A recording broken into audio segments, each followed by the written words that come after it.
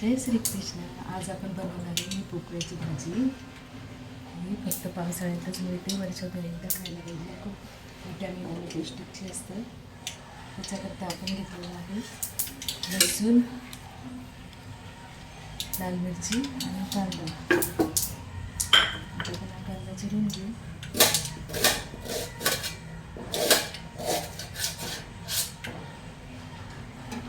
ही भाजी खूप खमंग लागते. करी रावयतरी सौंदर्य रत्नाकरी निर्दोषा वन करी नित्यक्षमायी वंश पावन करी काशीपुराधीश्वरी दीक्षां देवी कृपावलंबन करी माता अन्नपूर्णेश्वरी. आता आपण याच्यामध्ये जिरं मोहरी टाकलेलं आहे. जिरे मोहरी तडतडली की आपल्याला टाकायचं आहे लसूण. त्याच्यात टाकणार आपण लाल मिरची. मिरची तडतडली का आपण टाकणार आहे कांदा.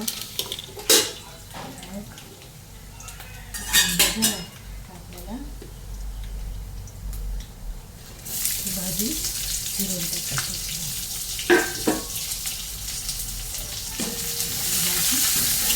एवढी मोठी पीस करून शिजल्यानंतर थोडीशी होणार आहे. याच्यामध्ये आपण असं हळद टाकून घेऊ, थोडी धने जिऱ्याचं दूध टाकून घेऊ आणि भाजी आपण थोडी थोडी टाकून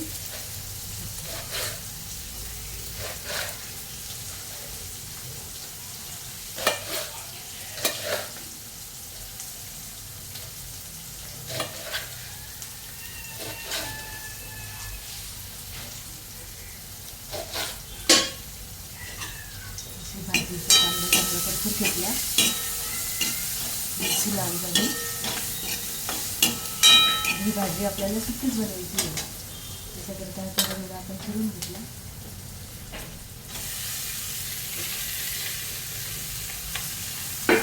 अन्नपूर्णे सदा पूर्णे शंकरे प्राणवल्लभे ज्ञानवैराग्य सिद्धर्थम दीक्षां देवी च पार्वती माता च पार्वती देवी पिता देवो महेश्वरा बांधवा शिवभक्ताच स्वदेशो भुवनत्रयं स्वदेशो भुवनत्रयं. असं करून आपल्याला ही सगळी भाजी चिरून टाकायची आहे.